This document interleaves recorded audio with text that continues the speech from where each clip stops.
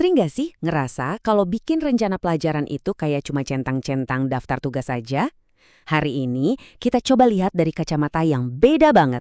Kita bakal jadi arsitek, iya arsitek pengalaman belajar yang bener-bener dalam dan nempel di hati. Nah, ini dia pertanyaan utamanya. Gimana sih caranya kita bikin pelajaran yang bukan cuma transfer info doang, sesuatu yang bener-bener bikin murid klik, yang ubah cara mereka mikir? Wah, ini tantangan yang bakal kita kupas tuntas bareng-bareng. Oke, kita lihat dulu peta perjalanannya ya. Jadi ada 4 tahap utama yang bakal jadi panduan kita. Identifikasi, desain, pengalaman, dan terakhir asesmen. Anggap aja ini 4 fase buat ngebangun sebuah mahakarya pembelajaran. Ini nih agenda kita. Kita mulai dari fondasinya, terus bikin cetak birunya, lanjut ke proses pembangunannya, dan terakhir kita pakai asesmen sebagai kompas kita. Oke, nggak usah lama-lama, langsung aja kita mulai dari tahap pertama. Oke, tahap 1, fondasi identifikasi. Coba deh bayangin, arsitek kan harus kenal dulu sama tanah tempat dia mau bangun ya kan? Nah, sama. Kita sebagai pendidik juga harus paham 3 elemen dasar ini sebelum mulai merancang pelajaran apapun. Jadi, ada 3 pilar penting di sini. Pertama, kita harus tanya, murid kita ini siapa sih? Bekalnya udah apa aja? Terus yang kedua, apa sih inti dari materi yang mau kita ajarin? Dan yang paling penting yang ketiga, lulusan kayak apa yang mau kita bentuk? Nah, ini nih yang jadi bintang penunjuk arah kita. Nah, konsep dimensi profil lulusan ini keren banget loh. Ini bukan cuma soal nilai di rapor.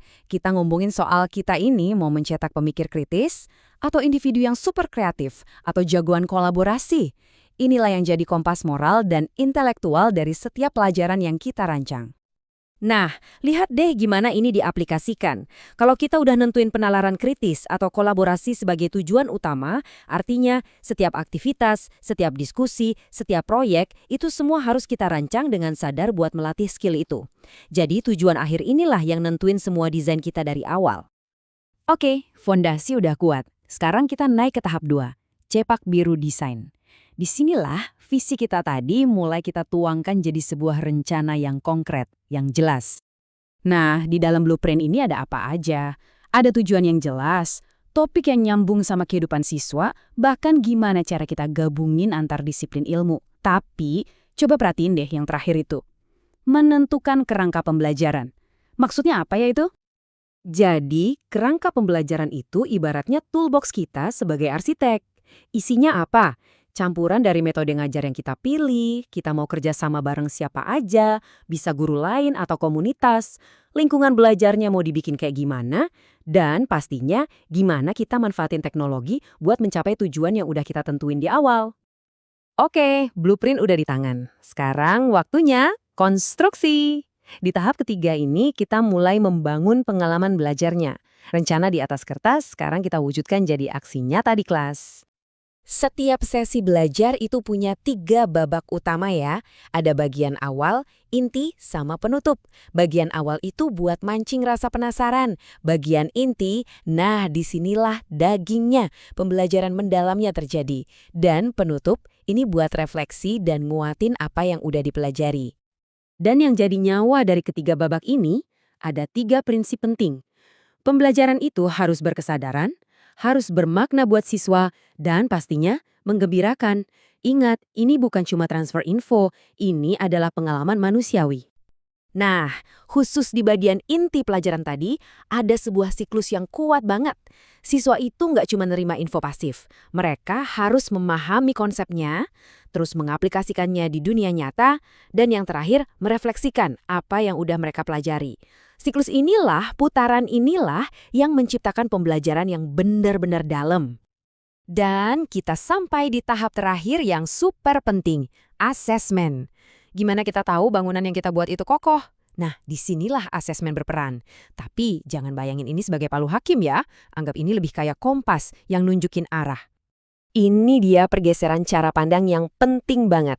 Asesmen itu bukan lagi cuma soal ujian di akhir. Asesmen itu ada di awal pembelajaran buat ngecek kesiapan siswa, ada di tengah-tengah proses buat kasih umpan balik, dan baru ada di akhir buat ngukur pencapaian secara keseluruhan. Kutipan ini ngejelasin semuanya dengan pas banget. Ada assessment sebagai pembelajaran, atau yang kita kenal assessment as learning, di mana siswa itu belajar dari proses penilaian itu sendiri. Terus ada assessment untuk pembelajaran, atau for learning, yang fungsinya sebagai umpan balik biar makin baik. Dan terakhir, assessment dari pembelajaran, of learning, buat ngukur hasil akhirnya. Artinya apa? Artinya, penggaris kita itu macam-macam, bukan cuma tes pilihan ganda. Kita bisa pakai penilaian proyek, portofolio, observasi langsung di kelas, bahkan minta siswa menilai diri sendiri atau menilai temannya.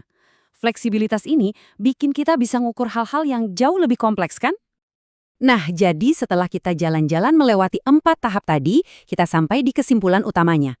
Kerangka kerja ini pada intinya menempatkan Anda para pendidik di kursi sang perancang. Dan ini pesan yang paling penting. Peran Anda itu lebih dari sekedar penyampai materi. Anda adalah seorang arsitek, seorang desainer, seorang sutradara dari sebuah pengalaman belajar yang bisa jadi mengubah hidup siswa Anda selamanya. Jadi, pertanyaan terakhir ini bukan buat saya, tapi buat Anda. Dengan semua fondasi, cetak biru, dan alat-alat yang udah kita bahas barusan, pengalaman belajar luar biasa apa yang bakal Anda rancang selanjutnya?